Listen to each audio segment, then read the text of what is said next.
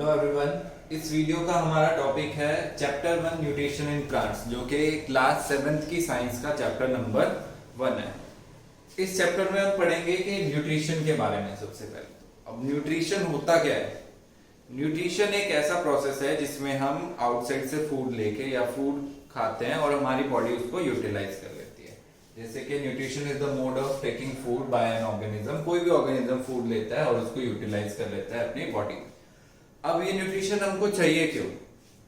हमारी बॉडी ने एब्जॉर्ब तो किया, इसके ऊपर काम क्या है इसका काम है हमें एनर्जी देना, हमारी ग्रोथ करना, हमें इम्यूनिटी देना। इम्यूनिटी जैसा कि आप जानते हैं कि आज के टाइम में जो बहुत बड़ी बीमारी चल रही है उसके लिए इम्यूनिटी बहुत जरूरी होती है बॉडी में, तो उसके लिए प्रॉपर न्यूट्रिशन लेना भी हमारे लिए बहुत जरूरी है। तो न्यूट्रिशन ये भी करता है, इम्यूनिटी देता है। हमको चोट लगती है तो हमारे डेड सेल्स की रिपेयर के लिए, जो हमारी बॉडी में नए नए सेल्स बनते रहते हैं हमेशा ही, उनकी रिपेयरिंग के लिए भी न्यूट्रिशन बहुत जरूरी है। अब ये न्यूट्रिशन मिलता है हमें न्यूट्रिएंट्स से। न्यूट्रिएंट्स क्या होते हैं? Components of food. फूड में जो जो कंपोनेंट्स आ रहे हैं हमारे, वो होते हैं हमारे न्यूट्रिएंट्स। जैसे कि कोई भी कार्बोहाइड्रेट, फैट, मिनरल्स, ये सब न्यूट्रिएंट होते हैं। अभी न्यूट्रिएंट मिलते कहाँ से? हमें अपने खाने से। रोटी, चावल, सब्जी, मीठा, कुछ भी हम खाते हैं उसमें कोई ना कोई न्यूट्रिएंट प्रेजेंट जरूर होते हैं, तो वो हम यूज कर लेते हैं। मेनली इस चैप्टर में हमें न्यूट्रिशन इन प्लांट्स के बारे में पढ़ना है, और ऑर्गेनिज्म या एनिमल्स के बारे में नेक्स्ट चैप्टर में पढ़ेंगे हम।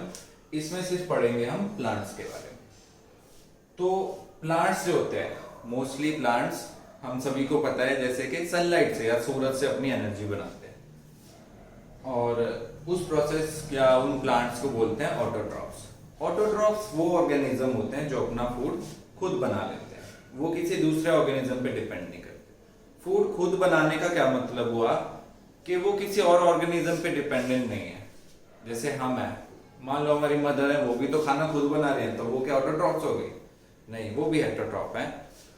तो ऑटोट्रॉफ होते हैं जो दूसरे ऑर्गेनिज्म पे डिपेंड नहीं करते। जैसे कि प्लांट्स हैं, किसी जीवित जीव पे नहीं डिपेंड करते हैं प्लांट्स। प्लांट्स सिर्फ सन पे और सॉइल पे और वाटर पे डिपेंड करते हैं अपने न्यूट्रिएंट्स और एनर्जी के लिए। तो उसमें कोई जीवित चीज नहीं आई, तो इसलिए प्लांट्स को बोलते हैं ऑटोट्रॉफ्स। इनके अलावा जो ऑर्गेनिज्म होते हैं, चाहे वो किसी भी पौधे पे, चाहे बैक्टीरिया पे ही क्यों ना, चाहे छोटी से छोटी चीज, चाहे हम हो जैसे हम प्लांट्स पे और एनिमल्स पे अपने फूड के लिए डिपेंड करते हैं, हम लोग हैं हेटेरोट्रॉफ्स जो दूसरे पे डिपेंड करते हैं। तो इनका डिफरेंस देख लेते हैं। Autotrophs makes their own food by sunlight. Sunlight use करके ये अपना खाना बनाते हैं।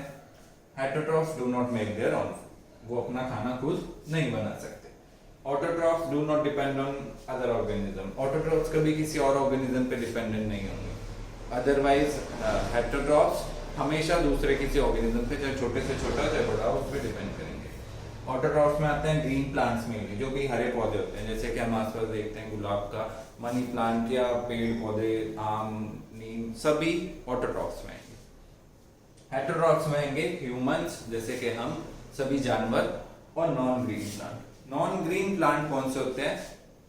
इनमें से कुछ होते भी हरे रंग के हैं, पर नॉन ग्रीन इसलिए बोलते हैं क्योंकि कुछ कीड़े खाते हैं, कुछ दूसरे प्लांट से अपना न्यूट्रिशन लेते हैं, या कुछ ऐसी चीजें जो हम आगे देखेंगे। तो ये था डिफरेंस ऑटोट्रॉफ्स और हेटेरोट्रॉफ्स में।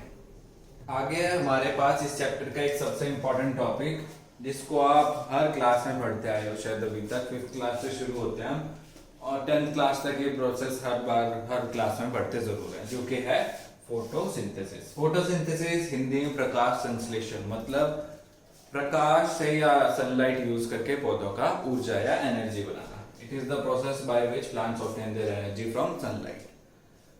तो सनलाइट से प्लांट कैसे एनर्जी ऑब्टेन करते हैं? प्लांट्स में लीव्स के अंदर एक पिगमेंट होता है, ग्रीन कलर का पिगमेंट होता है, क्लोरोफिल, जो कि क्या करता है, उसके ऊपर जैसे पत्तियों के ऊपर सनलाइट पड़ती है तो वो उसको एब्जॉर्ब कर लेता है, मतलब हीट को एक तरह से ट्रैप कर लेता है।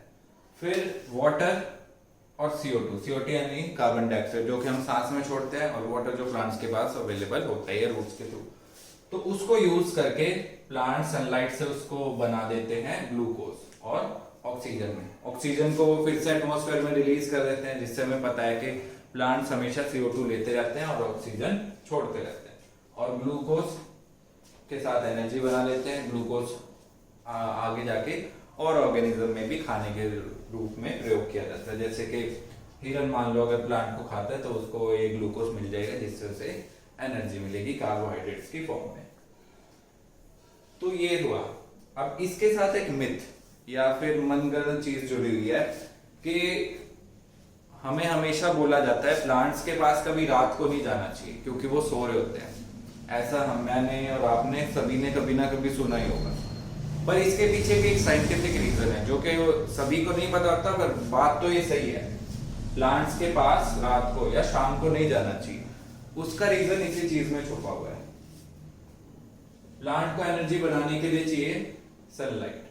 अब रात को या शाम होते ही सनलाइट तो मिलनी उसको बंद हो जाती है, तो दिन में जितनी भी CO2 प्लांट ने एब्जॉर्ब किया या जो भी एक्स्ट्रा CO2 है, शाम को वो उसे रिलीज करने लग जाता है। और शाम को फोटोसिंथेसिस नहीं होता है तो ऑक्सीजन मिलने नहीं वो बंद कर देता है, सिर्फ वो CO2 रिलीज करता है। और CO2 हमारे लिए अच्छी नहीं होती या हमको ब्रीदिंग में प्रॉब्लम हो सकती है, इसलिए बोला जाता है कि शाम होते ही प्लांट्स के पास नहीं जाना चाहिए। ये इसका साइंटिफिक रीजन है। वो सो रहे होते हैं, ऐसा कुछ होता नहीं है उस टाइम। तो ये क्लोरोफिल और ये फोटोसिंथेसिस था। इसके बाद है कुछ अलग तरह के प्लांट्स जो मैंने बोला था कि ऑटोट्रॉफ्स तो होते ही हैं प्लांट, पर कुछ plants non green plant insectivorous और पैरासिटिक भी होते हैं। इंसेक्टिवोरस जैसे नाम से पता चल रहा है इंसेक्ट्स को खाने वाले प्लांट। हम सभी ने मूवी में या टीवी में कभी ना कभी ऐसे प्लांट्स देखे हैं जो इंसेक्ट्स खाते हैं। ये क्या करते हैं, इंसेक्ट्स पे फीड करते हैं, जैसे कि पिचर प्लांट और वीनस फ्लाईट्रैप। ये ऐसी जगहों पे मिलते हैं जहाँ की मिट्टी में अच्छा ज्यादा न्यूट्रिशन नहीं मिल पाता, तो इनको कीड़े खा के अपना न्यूट्रिशन लेना पड़ता है। ये है पैरासिटिक प्लांट। ये प्लांट हमने सबने हमेशा देखा भी हुआ है, हम में से काफियों ने देखा होगा, जो प्लांट दूसरे प्लांट के ऊपर जो दूसरे पौधे को जकड़ लेते हैं और उनसे अपना न्यूट्रिशन लेते रहते हैं, जैसे कि कस्केटा, CUSCUT, कस्केटा। कस्केटा का हिंदी में नाम है अमरबेल, जो हमने सभी ने देखी हुई है दूसरे प्लांट्स के ऊपर जो उनको अच्छी तरह से कवर कर लेती है। तो ये होती है कस्केटा। एक और मोड ऑफ न्यूट्रिशन है हमारे पास, सेप्रोट्रॉफिक न्यूट्रिशन। सेप्रोट्रॉप्स या सेप्रोट्रॉफिक न्यूट्रिशन होता है जिसमें क्या ऑर्गेनिज्म फूड ऑब्टेन करते हैं सड़ते गलते या डेड और decaying substances. In this mode of nutrition organism obtain their food from dead और डिकेइंग सब्सटेंस। एग्जांपल फंजाई या फंगस, या फिर एक और एग्जांपल होता है मशरूम। तो ये डेड और या सड़ते गलते चीजों से अपना फूड ऑब्टेन करते हैं। इसका एग्जांपल हमने देखा भी है, जैसे मान लेते हैं कभी फ्राइडे को हम स्कूल गए, थोड़ा सा हमारा लंच या सब्जी बच गई या रोटी बच गई उसमें, उसके बाद हम सैटरडे और संडे को भूल जाते हैं लंच बैग से निकालना। तो संडे शाम को जब हम लंच निकाल के देखते हैं तो उसमें एक कॉटन जैसा बदबूदार सब्सटेंस बन जाता है जिसको हम फंगस बोलते हैं। तो वो फंगस कहाँ से आती है, ये जो सड़ते गलते ब्रेड के रोटी के पीसेस होते हैं उनके ऊपर वो अपने आप ही उग जाती है। तो वो सड़ते गलते चीजों से अपना न्यूट्रिशन लेते हैं। मशरूम, जो कि हम कुछ मशरूम खाते भी हैं जिनकी सब्जी भी बनती है, तो वो भी ऐसे ही डेड और डिकेइंग सब्सटेंस के ऊपर पैदा किए जाते हैं। तो ये होते हैं सेप्रोट्रॉप्स जो सड़ते गलते चीजों से अपना न्यूट्रिशन लेते हैं। अब ये तो हो गया। अब प्लांट्स मिट्टी से भी न्यूट्रिशन ले रहे हैं, तो वो मिट्टी में न्यूट्रिशन वापस भी तो जाना चाहिए। मिट्टी से जो नाइट्रोजन प्लांट्स ने ली तो उसको वापस वो कैसे पहुंचाते हैं, या फिर बोले how is the nutrient replenished in soil, कि सॉइल में न्यूट्रिएंट्स कैसे रिप्लेनिश या दोबारा पहुंचाए जाते हैं। तो वो काम होता है इस प्रोसेस के थ्रू, सिम्बियोसिस। सिम्बियोसिस मतलब लेन देन करना या आपस में साझेदारी में काम करना। जैसे कि कुछ ऑर्गेनिज्म करते हैं, वो साथ में रहते हैं और एक दूसरे के साथ शेल्टर और फूड शेयर करते हैं। जैसे कि राइजोबियम नाम का एक बैक्टीरिया है हमारे पास, जो कि मेनली दालों की जड़ों पे रहता है। तो ये राइजोबियम काम क्या करता है, ये एटमॉस्फेयर से प्लांट से नाइट्रोजन लेता है और उसको मिट्टी में पहुंचाता रहता है और उसको नाइट्रेट्स में कन्वर्ट कर देता है, जिसको कि दूसरे प्लांट्स एब्जॉर्ब कर सकते हैं। इससे क्या फायदा हुआ, जो नाइट्रोजन पौधों ने ली थी वो दोबारा से जमीन के अंदर पहुंच गए, जिसको पौधे फिर से यूज कर सकते हैं। तो पौधों को तो नाइट्रोजन मिल गया, नाइट्रेट्स मिल गए। राइजोबियम को क्या फायदा हुआ, राइजोबियम अपना खाना खुद नहीं बना सकता, तो ये ऐसे प्लांट्स के रूट पे रहता है ताकि वो अपना खाना उनसे लेता है। तो इसमें प्लांट्स का भी फायदा है और राइजोबियम का भी फायदा है। इसको बोलते हैं सिम्बियोसिस या सिम्बायोटिक रिलेशनशिप। इस चैप्टर में आज के लिए इतना ही था। ये चैप्टर यहीं पे फिनिश होता है, न्यूट्रिशन इन प्लांट्स। अगला चैप्टर की नेक्स्ट वीडियो हम जल्दी डालेंगे। इस वीडियो को देखने के लिए थैंक यू। प्लीज वीडियो को लाइक और शेयर जरूर करें, चैनल को सब्सक्राइब जरूर करें। Thank you.